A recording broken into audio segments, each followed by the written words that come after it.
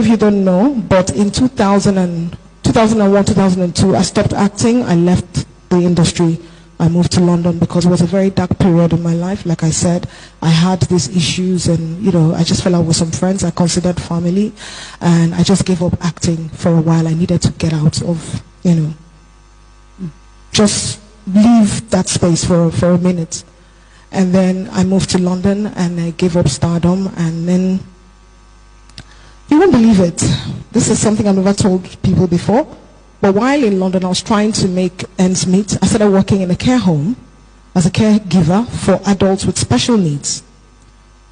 While some might view it as a step down, I don't. You see, taking care of others brought me joy and purpose at a time I needed it most.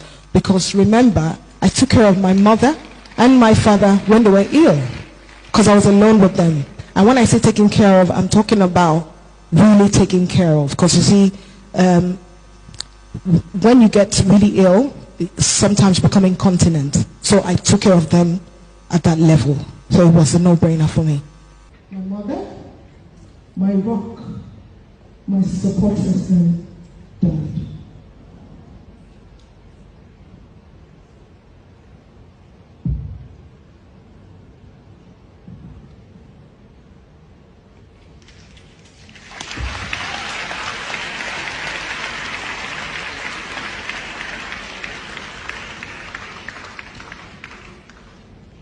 I'll never forget the day in 2001 when I watched her die.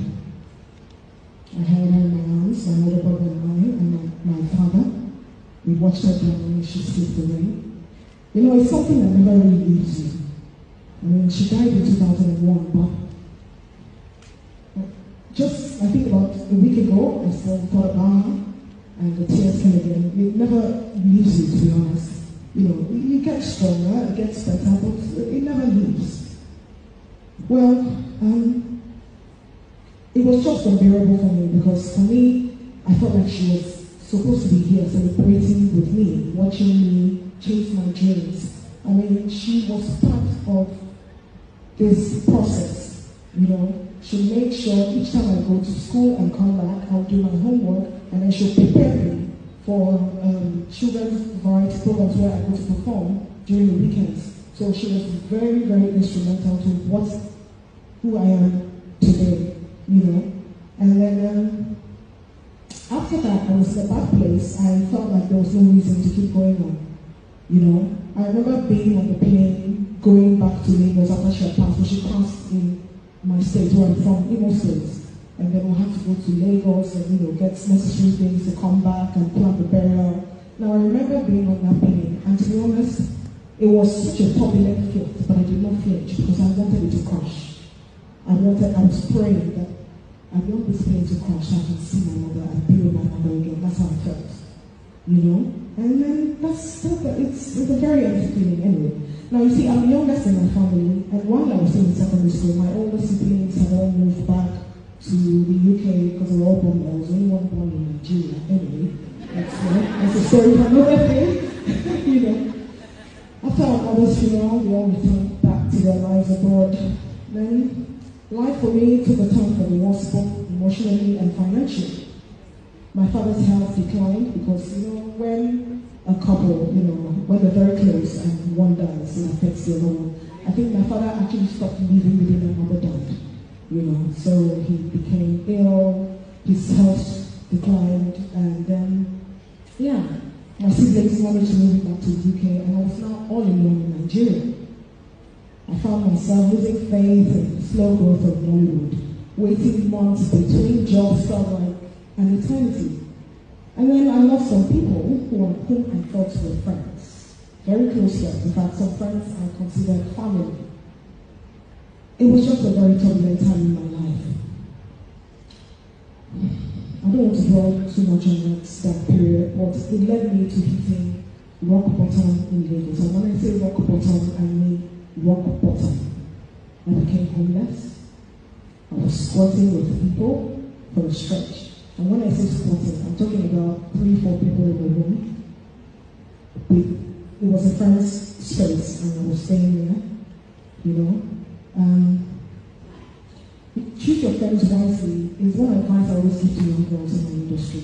It's very important to choose who, there's something Bernard said, choose your friends. It is very important to have friends who share the same vision, goals with you, people who your visions are aligned, and people who bring the very good energy, because look, the sort of energy you put out in the universe is the sort of energy you receive. That's something I always tell people. So you have to be very careful the sort of energy you surround yourself with, and also the sort of energy you're putting out there in the universe.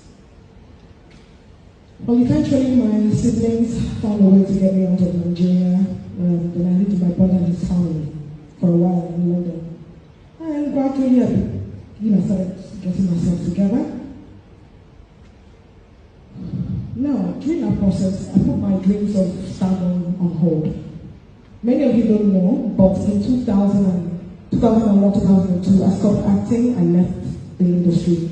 I moved to London because it was a very dark period in my life. Like I said, I had these issues of, I just fell out with some friends I considered family, and I just gave up acting for a while. I needed to get out of, just leave that space for a minute. And then I moved to London and I gave up stardom, and then you won't believe it. This is something I've never told people before.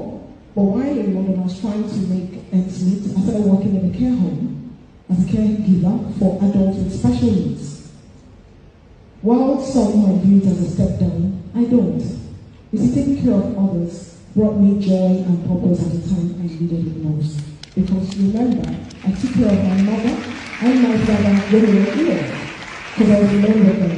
And when I say taking care of, I'm talking about really taking care of. Because you see, when you get really ill, it's sometimes become incontinent. So I took care of them at that level. So it was a no-brainer for me. Okay, fast forward 2003. I saved, some money to return to Nigeria to get my stuff, and just finally moved, relocate to London. Nollywood was now beginning to thrive. In fact, we were now calling it Nollywood. We used to call it Africa film industry, or Nigeria film industry at the time. And some of the producers were urging me to stay. I felt it was risky. I didn't want to lose my job. And also I had started a drama school in London. I had just paid the fees before I came to Nigeria holiday. If I went to Nigeria holiday, I keep thinking I'm in Nigeria, And then one day Genevieve calls me. You all know Genevieve, right? Yes. So Jenny calls me a few days before I was to go back to London, and she said, "Oh, I've given your number to a producer for a film." And I'm like, I'm going back. And she's like, "Well, just listen to what he has to say." She was one of the people that advised me to stay back and go back to London.